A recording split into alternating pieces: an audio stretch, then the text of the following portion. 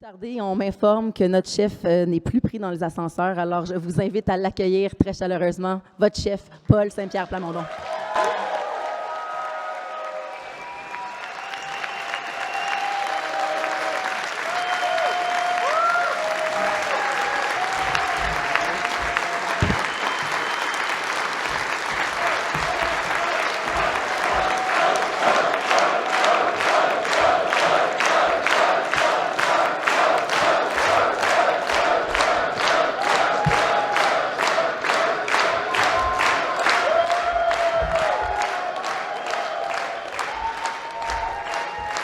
Bon.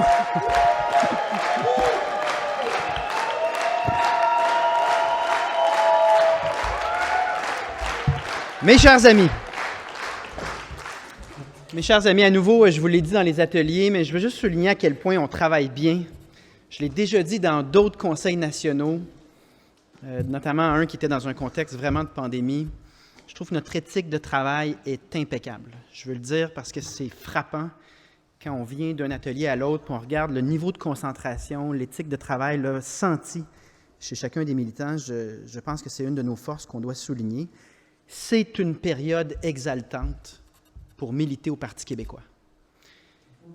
Je le pense sincèrement, mais avec la fin de semaine qu'on vient de connaître, je pense qu'on l'a de nouveau senti. En ce moment, il y a de l'énergie, une forme d'énergie indescriptible qui nous donne un élan que nous, on ressent, mais qui est également contagieux, qui est perceptible dans la population.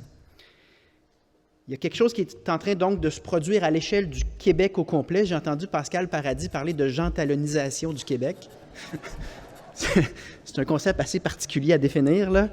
Mais disons que le Québec, en des termes plus simples, reprend le goût d'une discussion sur notre avenir, reprend le goût du Québec, reprend le goût d'un collectif qui va quelque part. Donc, on est très loin de la politique en fonction de la controverse du jour. On est très loin, ça dépasse de loin la gestion comptable et désincarnée de l'État. Ça dépasse la petite politique en fonction d'une courte vue ou encore pire, en fonction du sondage du jour. Ça fait du bien. Ça fait du bien de faire de la politique de cette manière-là.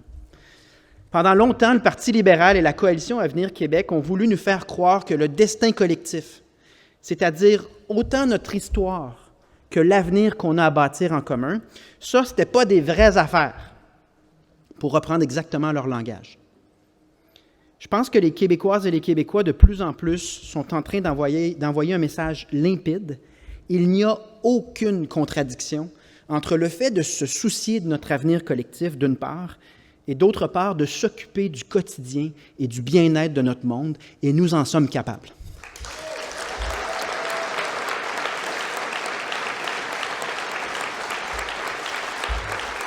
En fait, toute notre histoire nous dit ça, comme parti.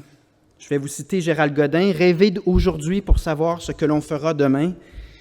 La grande histoire de notre formation politique, c'est la démonstration sans équivoque qu'on peut à la fois s'occuper de notre monde, faire de grandes avancées sociales, et pour autant, en demeurant qui nous sommes, en demeurant fidèles à nos idées, fidèles au destin collectif des Québécois, loyal envers le Québec, sans jamais perdre de vue qu'un parti politique sert aussi à avoir une vision d'avenir, à porter un projet de société, et que cette vision d'un parti politique, bien, ça mobilise des gens. Je pense que c'est précisément ce qu'on est en train de démontrer. Et avant de continuer davantage là, sur certains sujets spécifiques, notamment évidemment l'éducation, je veux prendre un moment pour vous remercier, vous tous, chers militants, d'avoir été si nombreux, si travaillants, comme je le disais. Je veux saluer le député du Bloc québécois, Simon-Pierre Savard-Tremblay. Je ne sais pas s'il est toujours parmi nous, mais il nous a accueillis généreusement en ses terres, dans son comté. On était contents de le voir. Je veux prendre aussi un moment pour saluer les co-porte-paroles, à main levée. Les co-porte-paroles qui aident beaucoup l'action d'un groupe parlementaire de 4 députés. C'est important pour nous d'avoir encore plus de force grâce à du travail extra-parlementaire, tant sur le plan médiatique que sur le plan terrain. Donc, merci pour ce que vous faites, c'est important.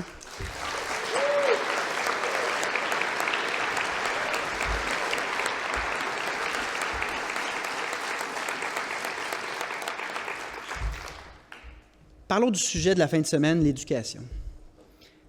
Je pense que le Parti québécois est à son meilleur lorsqu'il est question d'avenir. Il y a une part d'idéal dans le Parti québécois. On se connaît assez pour savoir que le moteur de notre engagement, c'est aucunement un gain personnel. C'est l'espoir sincère que notre société va s'améliorer, va aller dans la bonne direction.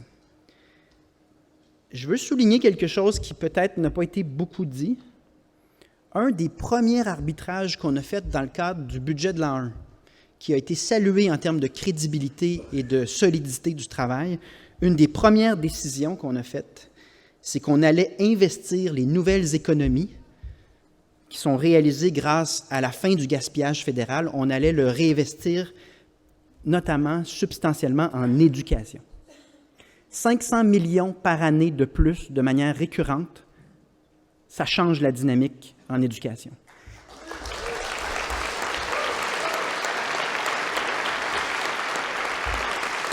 En soi, c'est un message fort de dire aux Québécoises et aux Québécois, réalisez-vous qu'on envoie 82 milliards au fédéral pour presque aucun service direct et que si on met fin au dédoublement, si on met fin à du gaspillage, puis on recentre ces sommes-là, 82 milliards, vers ce qu'il y a de fondamental pour nous, on va pouvoir faire autrement, on va pouvoir faire différemment et on a choisi l'éducation dans les deux sujets pour lesquels on s'engage déjà.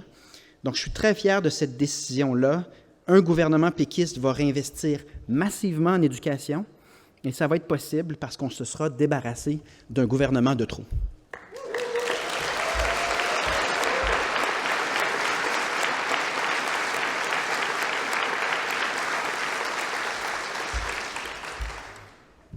Globalement, en fin de semaine, on s'est donné des bases solides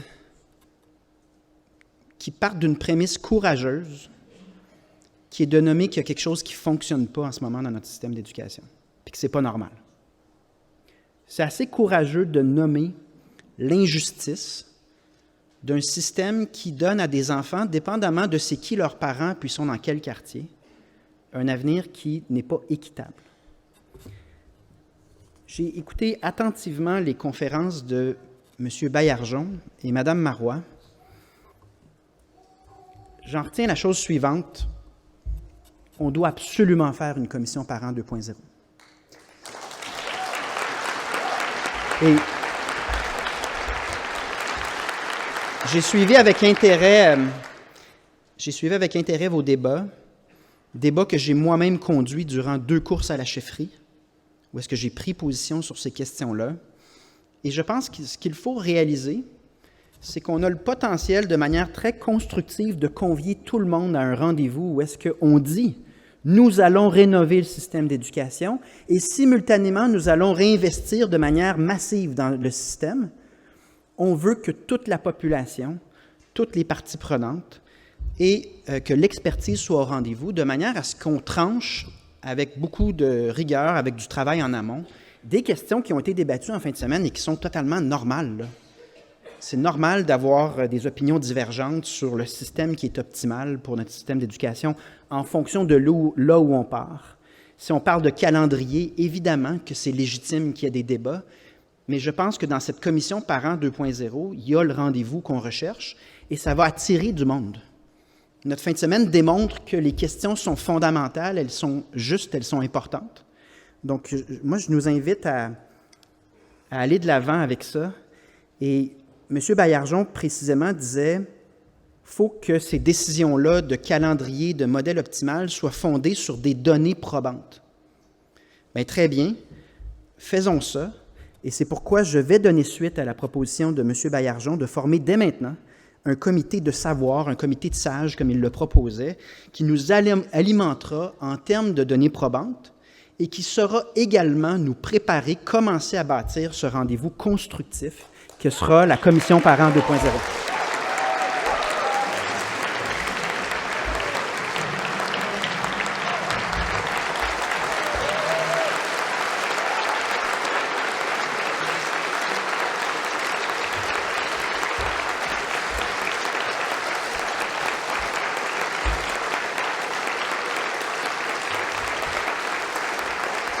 Maintenant, Maintenant, on a du fun, on a des bonnes nouvelles, on a de l'énergie. On vient de s'engager dans une commission parent 2.0. Je vous invite à autant de clairvoyance que lorsque les choses étaient plus difficiles. Je me suis comme échappé avec les médias, là, j'ai comme dit une partie de mon discours à l'avance. Mais laissez-moi vous le répéter, vous le dire en mes mots, en personne. Un des moments marquants dans ma carrière, dans ma courte carrière politique, c'était ce fameux congrès au Conseil national. On était tous avec un masque. Puis je vous ai dit, on ne choisit pas le contexte dans lequel on milite. On choisit comment on se comporte. Et à l'époque, il y avait vraiment des défis. Ce n'était pas une période facile sur le plan politique. Et j'ai trouvé la réaction des militants très clairvoyante, très disciplinée, mais surtout très loyale envers le parti et sa cause. C'était difficile comme contexte, mais la réaction des militants, ça a été de travailler plus fort et de demeurer concentré en sachant qu'il y avait une tempête, mais qu'on gardait le cap. Je ne sais pas comment faire ça, mais je vous invite et je m'invite à exactement la même mentalité quand ça va super bien. Parce que quand ça va bien, vous avez vu, là, il y a des caquistes qui, anonymement, m'envoient des tomates. Puis là, on me questionne là-dessus dans les médias. Vous en pensez quoi? J'en pense rien. Vous comprenez?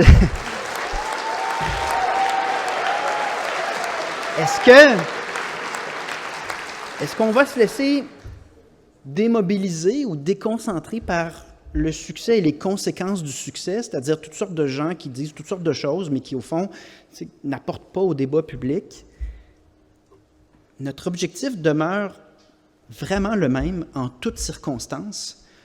Nous sommes impliqués en politique parce qu'on espère avoir un impact positif sur la société puis aider des gens.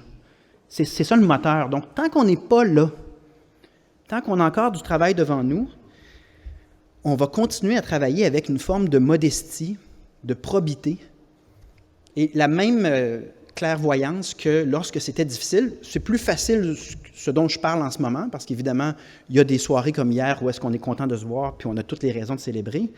Mais pour autant, soyons disciplinés, parce que notre but, je vous le rappelle, c'est de mettre au monde un pays. Mettre au monde un pays, ça veut dire mettre le Québec sur la map en bon québécois, mettre le Québec sur la carte.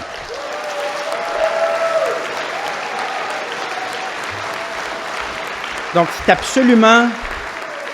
absolument nécessaire comme projet, c'est absolument emballant comme projet, c'est évidemment une déduction logique de tout ce qu'on vit à l'échelle politique depuis plusieurs décennies, mais reconnaissons que c'est aussi une transition qui demande de l'accompagnement et qui demande beaucoup, beaucoup de planification. Donc, il reste encore beaucoup de travail devant nous. On devra concentrer nos efforts sur un certain nombre de chantiers, un certain nombre de démarches fondamentales. Je vous rappelle, là, essentiellement, on ne peut pas s'éparpiller alors que devant nous, on s'est déjà engagé à une réponse à l'initiative du siècle de Justin Trudeau pour l'an prochain, un livre bleu avec toutes les réponses sur les questions d'un Québec indépendant pour 2025 et une définition de la citoyenneté québécoise dans un Québec indépendant pour 2026. Juste ça. Donc, je nous invite, je pense qu'on peut dire qu'on a réussi pour le budget d'un Québec indépendant. Je nous invite à garder ce cap-là. Travailler fort, être rigoureux, livrer constamment. Et il y aura du succès. Il y aura peut-être aussi d'autres défis, d'autres situations qui nous amènent une épreuve. Nous, on demeure concentrés sur ce qu'on peut faire pour les Québécois, sur notre objectif d'être utile pour les Québécoises et les Québécois. Et en conclusion, je veux quand même revenir sur une thématique que je ne pense pas qu'on puisse ignorer. Dans le contexte d'un Québec, des finances d'un Québec indépendant, s'est amené un concept, durant la semaine dernière, celui des sacrifices. François Legault a dit la chose suivante, et je vais le citer mot pour mot. Un Québec indépendant, ce serait viable, mais il faut dire la vérité aux Québécois. Il faut leur dire qu'il y aurait des sacrifices à faire pour un certain nombre d'années. Fermez les guillemets. Je note d'abord et avant tout que le discours des fédéralistes n'a jamais été aussi faible qu'aujourd'hui. Il n'a jamais si peu résonné auprès des Québécois qu'en ce moment. Souvenons-nous de notre histoire très récente. Il n'y a pas si longtemps, on disait que la souveraineté du Québec ferait de nous un État pauvre, presque un pays du tiers-monde. On nous a fait le coup des camions de la Brinks, de la fuite des capitaux. On a fait peur aux personnes âgées en disant qu'elles allaient perdre leur pension. Et là, la semaine passée, ça a passé de manière presque inaperçue, mais nous avons fait adopter une motion unanime, là, avec vote électronique, individuellement. Tous les députés de l'Assemblée nationale ont fait adopter une motion qui vient reconnaître que le Québec indépendant est viable sur le plan financier et économique.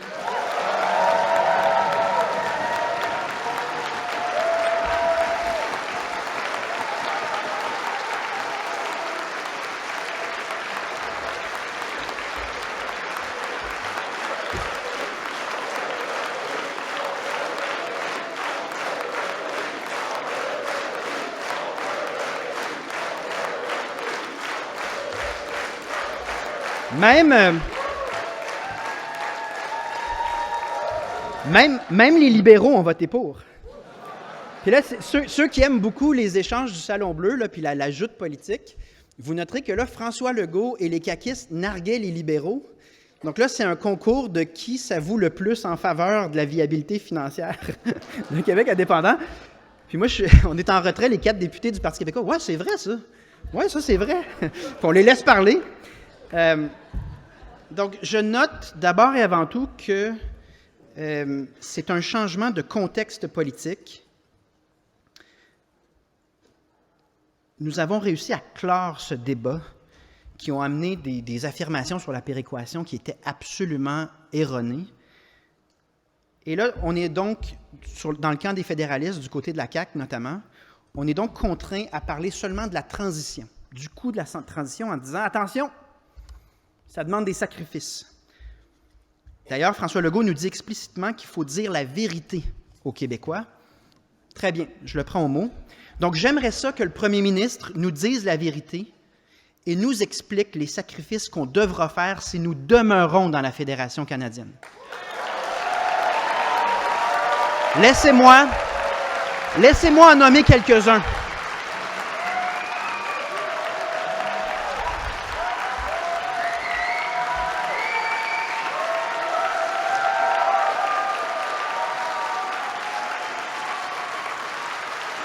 Laissez-moi.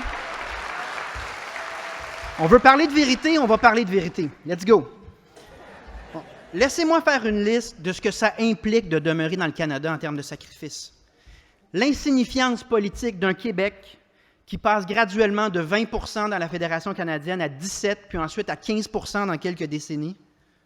Le français qui continue de reculer partout au Québec, comme il l'a fait dans toutes les autres provinces canadiennes, jusqu'à ce que le Québec perde son caractère francophone, comme c'est désormais le cas malheureusement dans certaines parties de Montréal. Un Québec qui s'endette monstrueusement, sans jamais avoir été consulté sur la question. Comme en témoigne le fait que la dette fédérale a doublé en 8 ans, passant d'environ 600 milliards à 1 200 milliards. Qui nous a consultés? Quels services on a obtenus en échange? Une fonction publique fédérale qui a augmenté de 40 % en termes de taille. Est-ce que quelqu'un a vu un service supplémentaire? Est-ce que quelqu'un a vu un service fédéral bien fonctionner récemment? Je veux dire, quelle valeur ajoutée? Quand avons-nous été consultés? C'est un sacrifice. De la même manière qu'un Québec qui n'existe pas à l'international, c'est un sacrifice. Un Québec qui se perd dans la politique internationale canadienne, qui non seulement invisibilise le Québec, mais souvent sacrifie nos intérêts économiques et parfois nous fait honte et nous méprise ouvertement, comme ce fut le cas notamment sur la laïcité québécoise telle qu'elle a été présentée par les Affaires étrangères canadiennes à certains moments. Un autre sacrifice comme des systèmes de santé et d'éducation qui sont sous-financés.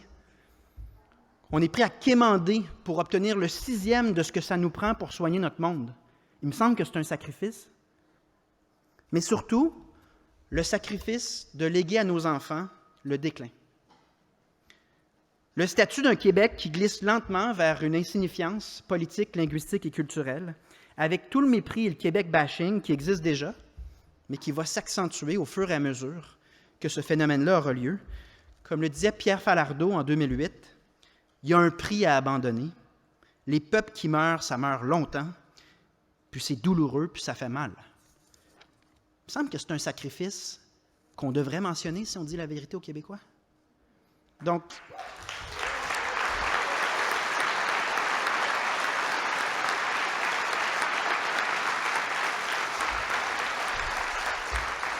parlons-en de vérité, parlons-en de donner leur juste aux Québécoises et Québécois en toute transparence, en faisant confiance à leur jugement, puis en disant, nous, c'est ce qu'on voit. Quand François Legault a essayé de nous faire croire qu'on ne devrait pas faire notre indépendance parce qu'il y aurait des gros sacrifices à faire dans une transition, disons la vérité, le fait de rapatrier 82 milliards de revenus par année et de le mettre dans le budget du Québec, d'un Québec indépendant, ça nous permettra de stimuler notre économie, bien évidemment. Rappelons également que la personne qui tente de nous décourager de faire l'indépendance sur la base de ces sacrifices-là, c'est la même personne qui a fait le budget d'un Québec indépendant, sa version précédente, et qui nous expliquait que c'était absolument nécessaire et urgent. Ça aussi, c'est un fait.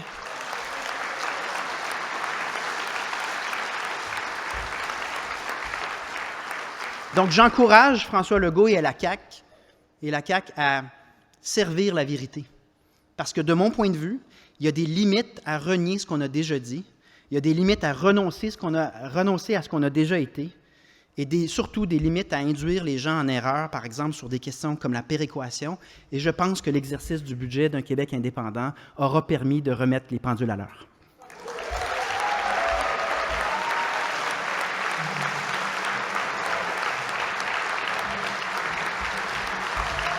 Merci.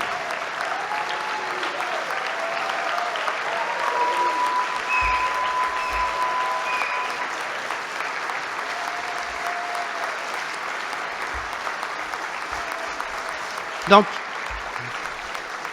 non seulement on est capable de concevoir un projet de société, parler d'avenir collectif, porter avec fierté le destin des Québécoises et des Québécois tout en s'occupant du bien-être de notre population, mais lorsqu'il s'agit des finances d'un Québec indépendant, puis de ce que sera la transition vers ce pays-là, c'est important de rappeler, de mentionner que les peurs des fédéralistes, elles sont à proprement dites hypothétiques et théoriques, mais les sacrifices que je viens de mentionner à demeurer dans le Canada, ces sacrifices-là, ils sont bel et bien réels. Donc, il me semble que le sacrifice d'être une minorité qui vit un déclin linguistique et culturel et dont les intérêts politiques et économiques ne sont pas bien considérés dans le Canada, il me semble que lorsqu'on compare ça au sacrifice d'une transition d'une année ou deux, poser la question, c'est y répondre. Et je pense que c'est ce qu'on va faire dans les prochaines semaines, dans les prochains mois, parler des options devant nous en mentionnant tout ce que ça implique des deux côtés. Parce que nous, notre décision, elle est prise depuis longtemps. On est des travaillants. Moi, ça ne me fait pas peur, le lendemain d'un Québec indépendant, d'aller travailler, puis de faire plus d'efforts, de faire des efforts supplémentaires, parce que je suis en train de bâtir avec mes amis, avec ma famille, je suis en train d'aménager mon pays, notre pays, au lendemain d'un des moments les plus beaux, les plus heureux, celui de notre indépendance.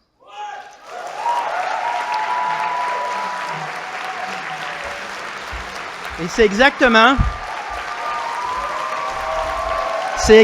ce que les Québécoises et les Québécois vont faire le lendemain matin. Le lendemain matin, ils vont se dire, on vient de vivre le plus beau moment de politique de l'histoire du Québec, puis qu'est-ce qu'on va faire? Bon, on va aller travailler.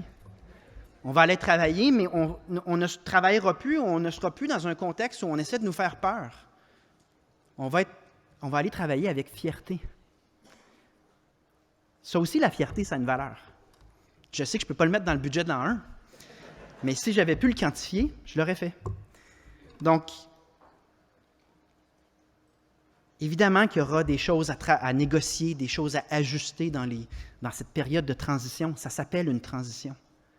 Mais d'y travailler en sachant qu'on a fait le bon choix, puis qu'on écrit un nouveau chapitre, en sachant qu'on s'en va à l'ONU, puis qu'on va avoir notre équipe nationale de hockey. Tu sais, il me semble que c'est motivant.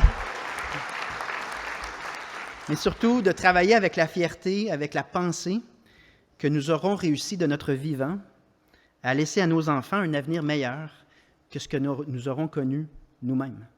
Et c'est le sens de la vie.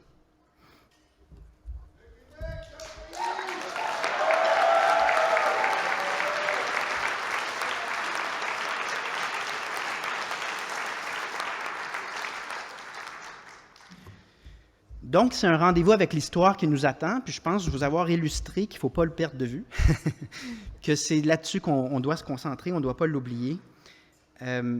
Car d'ici à ce que nous vivions ce moment historique, qui sera, je le rappelle, le plus beau moment de politique de l'histoire du Québec, on a encore énormément de travail à faire. On doit être humble, on doit être modeste, le nommer, puis travailler encore plus fort. On continue donc l'excellent travail qu'on vient d'accomplir au cours de cette dernière année. Les Québécois nous encouragent, je le sens, vous le sentez sur le terrain. Soyons à la hauteur de leur soutien, soyons à la hauteur de leurs attentes, de leurs espoirs. Et de ce travail acharné émergera la vérité, une vérité toute simple. On est capable. Merci beaucoup.